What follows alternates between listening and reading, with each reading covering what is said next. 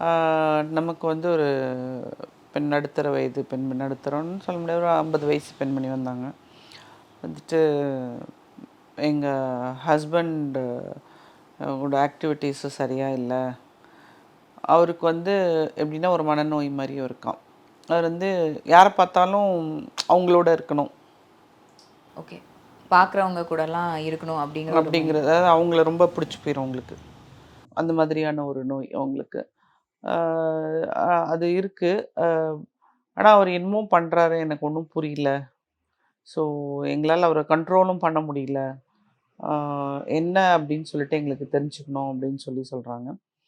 So இவங்களுடைய பொண்ணு வந்து அ கிளாஸ்க்கு போறாங்க.